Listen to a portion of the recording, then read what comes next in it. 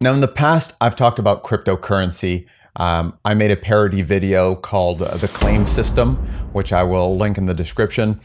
But basically what that is in a nutshell is just describing how NFTs are really just a second ownership of an item that already exists. That's almost exactly what Earth 2 is. You could create something that would be the stock of nothing. And maybe if you're Elon Musk, you could get away with that. You could say, I'm going to sell stock of nothing.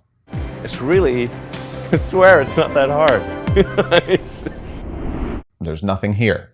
There's not even like a magic little number or crypto nonsense. I'm just keeping a ledger. The reason that that won't work very well is because, well, you have to convince people to buy the stock of nothing. So like I said, if you're Elon Musk, you might be able to do it. Why would you be able to do it? Because people think if I buy a little bit of the stock of nothing now, I can sell it for more later. That's it. It's not because they believe in the technology of the stock of nothing or anything else. It just comes down to I can make money off of this. What Earth 2 has done and is continuing to do is create a reason for people to value something. Now, long ago, I chose a path that deviated into poverty. I had the option of making my career based around an idea that I had, and that was a digital burial. So the idea was you have a digital world with digital burial grounds. These burial grounds can become more elaborate as you bought, a mausoleum and all this, and you can have an actual video of the person, the history of the person, et cetera, et cetera. So the reason that it was something that I thought would actually be a good for the world is because I think that the way that people can just learn about their lineage and their, ancestors, it's actually a very interesting thing, and it gives you a little bit of immortality, et cetera, et cetera. But of course, you are going to be able to buy your lot next to a celebrity, and you were just going to give away the lots of celebrities so that then when you're buying the lot, you can actually walk the graveyard basically and run into another person. So if you wanted to be seen once you were gone, then you would buy right next to Elon's pyramid, you'd have your little grave and people would come and say, oh, who's this guy? Okay, there you go. You could have a living burial, right? Where you're just advertising yourself while you're alive, and then when you're dead, it's just like you can still have your YouTube channel, like, subscribe, and follow, and I'm a corpse. But that's basically what Earth 2 is. So we don't have to worry about gameplay. I mean, you can think of it of the gameplay potentials as something like Second Life. What's the gameplay of Second Life? I don't know. I mean, like, there's anything you want to do, right? As long as you can move in the 3D space and maybe you can interact with it, you can build things like many different digital worlds have done. The idea is that you're creating value by linking it to Earth, by delivering it in a very graphically immersive way. And that's why it's important to zoom in and zoom out, because it basically just has to give the appearance of value. There doesn't have to be value there. There doesn't have to be gameplay. And now this is completely antithetical to the way that I approach games, and why I didn't take this path is because I'm a lover of games. I've spent most of my waking life playing video games at this point, or making them, and I want to continue doing that. So I didn't take that path, and maybe somebody will still take that path, and if so, I will just gently ask, as I always do, please pay my student loan debt if you're taking this idea from me. But no, just kidding. But if you're actually going to go down the path of Earth 2 investment, just be aware of what that is, right? Which is just to say, I hope that other people will value this. There are these reasons that they should value this, and you can see clearly displayed that if you're starting to give like some random European cities and stuff some extra resources just because they're big investors, you start seeing how the system can be manipulated to move value around in ways that may not be perfectly fair.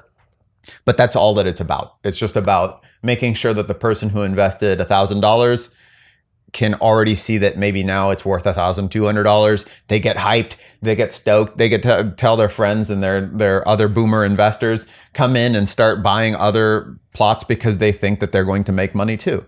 That's all it is. Now, can there be a game associated with it? Like I said, I don't think it matters, but yes, of course, you could develop like some Second Life stuff and put a first-person shooter in there or whatever.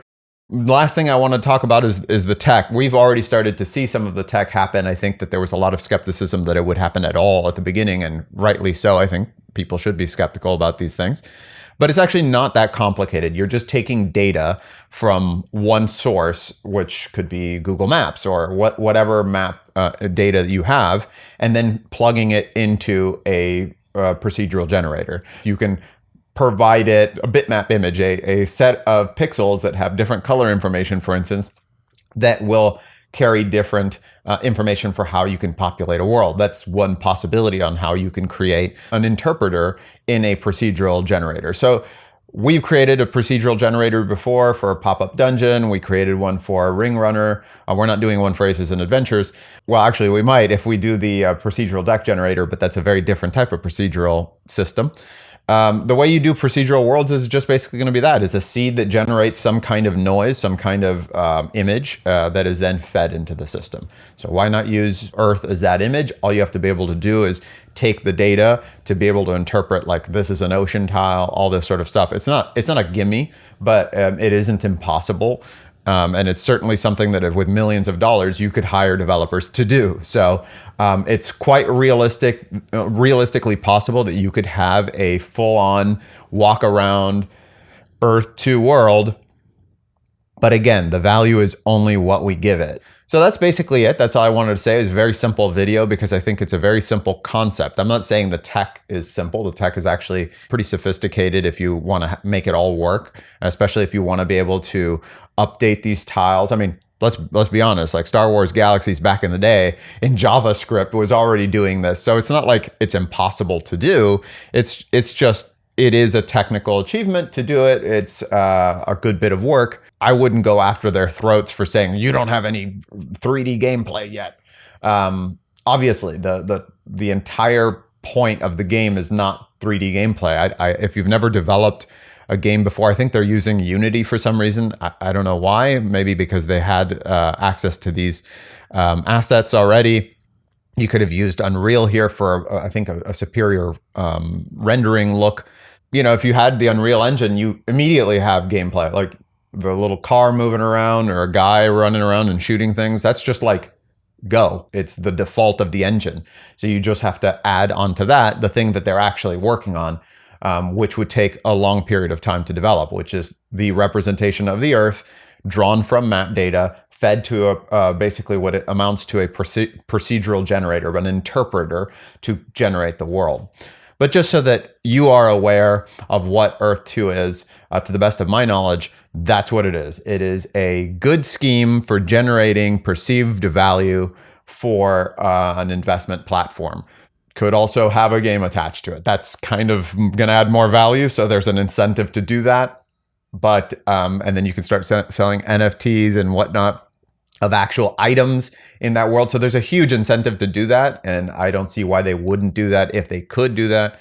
But that's almost a completely different project altogether built on top of it. So yeah, if you like this interpretation or if you disagree with it, please let me know in the comments. Like, subscribe, and I will see you next time.